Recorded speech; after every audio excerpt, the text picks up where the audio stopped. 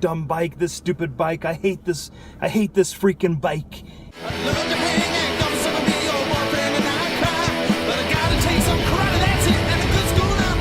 Rob G in the place to be. Hey, since September 13th, when Mr. Miyagi came by to fix the faucet, there's really no definite clues as to the days of the following events in the movie The Karate Kid. Today is September 29th, and we're gonna walk you through some of the events that take place somewhere between September 13th and the end of September. It's episode 7, Karate Kid season 2017.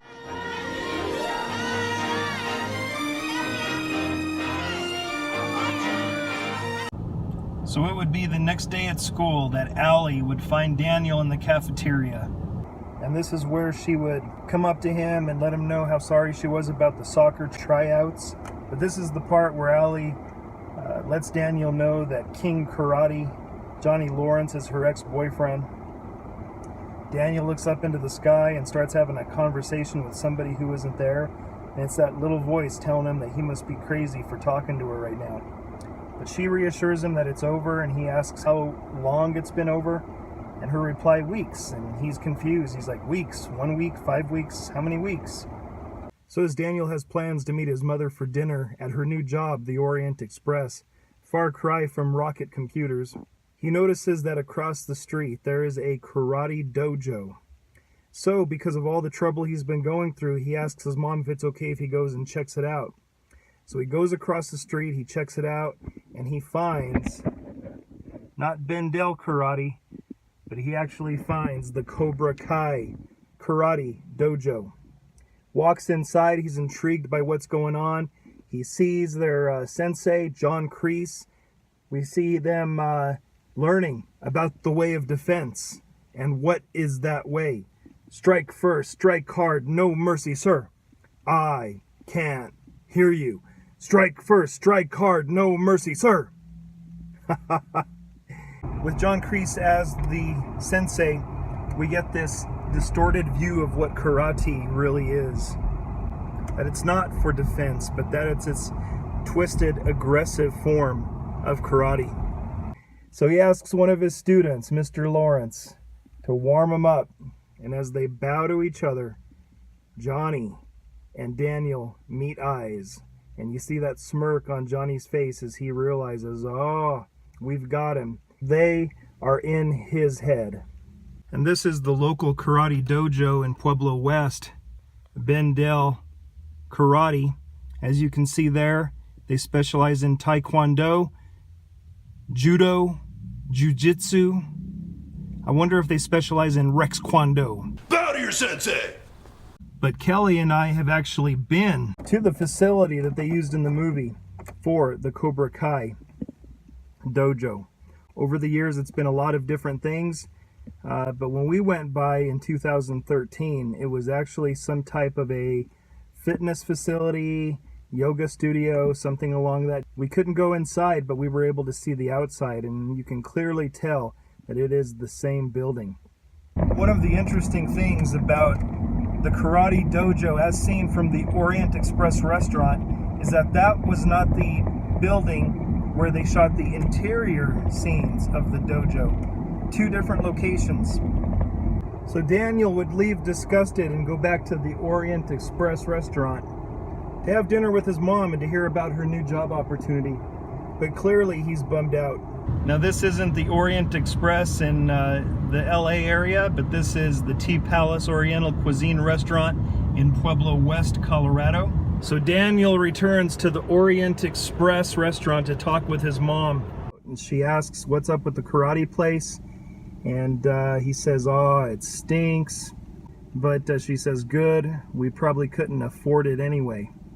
Before this, they have a little heart-to-heart about, Daniel's adjusting, having a hard time in Southern California, not making any friends. And she has this little heart-to-heart with her son about how he's got to give it time. And the whole story about, you remember what happened when you went away for the summer? You met Kevin and Kenny, who became your best friends in the whole world. You got to give it time. You got to give it a chance.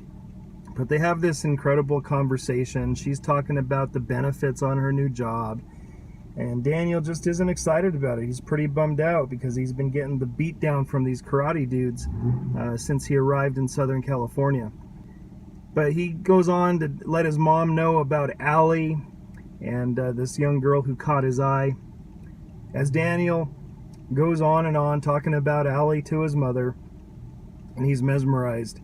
She gets called back to work and leaves her son there at the table to eat. I think she's beautiful, looks like the whole world's turned on. She buries Judy in a second, I even told my mom. She buries Judy? Lucille, let's go, here they come! All the while in the background you could see that the Cobra Kai, Johnny and his crew, have left their karate practice, and they see Daniel in the window and they conspire to beat up on him once again. But as Lucille goes back to work, Daniel's left at the table and he's going on and on and on to himself about this girl Allie. Smile, beautiful smile. She's really smart.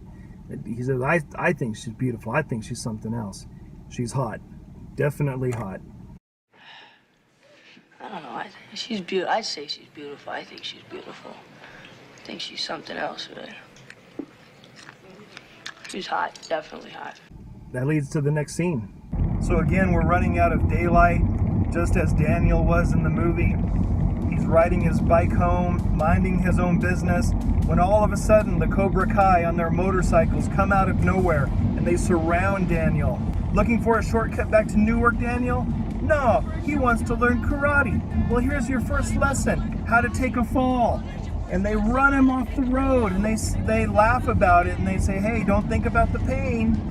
And Daniel tumbles off of his bike and down the hill, and he's hurt really bad. His bicycle is mangled, and boy, they just put the beat down on him once again. So as Lucille makes her way home from a hard day's work, she pulls into her parking space at the South Sea Apartments, and as she's getting out of her car, as she's making her way back into her apartment, she sees by the dumpster her son. Daniel's carrying his bike to the dumpster, saying, this dumb bike, this stupid bike, I hate this freaking bike. He throws his bike into the dumpster, and his mom is horrified at this sight. Daniel, why did you throw your bike away? Because I felt like it, Ma. So they have this heated conversation. His mom wants to know what's going on, and his reply is, I gotta take karate, Ma. And she's like, you took karate? And he's like, no, not at the Y, at a good school. Well, fighting doesn't solve anything. Well, neither does palm trees, Mom. That's not fair. And he proceeds to tell her that it wasn't very fair that she drug him all the way out to California without asking him how he felt about it. And she admitted, yeah, it wasn't fair. And he said he doesn't understand the rules and he wants to go home. And she said, well, let's clean you up, let's go back inside, maybe we could figure out the rules together. But she asks about his bike back in the dumpster, and his reply is, it's safer taking the bus. And they're walking into the apartments, and he's saying, Mom, why can't we just go home? Why can't we just go home and forget this place? Little did they know that on the other side of the wall, listening in, as the door opens and a little head peeks out, it's Mr. Miyagi. Totally savvy to what's going on, totally seeing the need for a father figure in this fatherless teenager's life, sees that there's a problem happening, and he walks back into his workshop, just kind of nodding his head, saying, something's got to be done about this. Maybe there's something that I can do to help. So at the local school, that later Daniel meets up with Allie once again, and he's introduced to her friend Susan, who's charmed. Allie sees the injury to his forehead, to which he replies that it was a horrible, humongous runaway zit. But Allie invites him to go to the arcade with them, and as they're making their way out of the school, they come face to face with the Cobra Kai. And Daniel reluctantly doesn't want to confront them, even though Allie is encouraging him to confront them. He chickens out, he leaves, they have a little bit of a fight. You deal with things your way, I'll deal with things mine, I gotta go. Daniel, get off my case! And so Allie just watches Daniel walk off. She can't understand this dude, what's wrong with him. And and her and her friend Susan just walk off. So later that day, Daniel makes his way home. He's walking up the stairs of his apartment, and at the top of the stairs, what does he see? He sees his bicycle shining, clean, sparkling, better than ever. It's been repaired. Who did it? He has a hunch.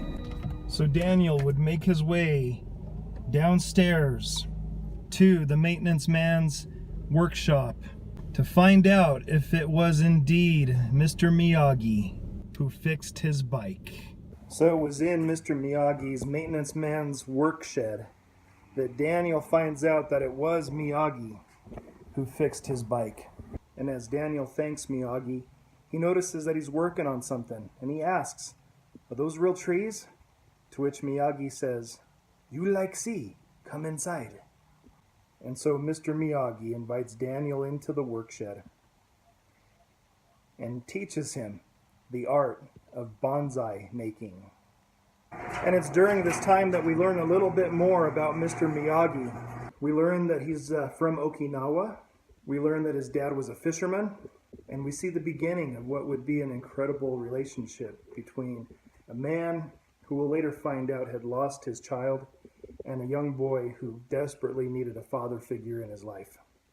Daniel's mother comes home to find them both working on their bonsai trees, and Mr. Miyagi sends her home with the nicest one of all. And Daniel returns to his apartment for the very first time with a little bit of hope. Thank you for joining me on this Karate Kid season journey. If you enjoyed this video, why don't you hit the like button and be sure to subscribe to keep up with the rest of the Karate Kid season episodes. More episodes coming at you soon, but until then, Rob G. Out. Whoa!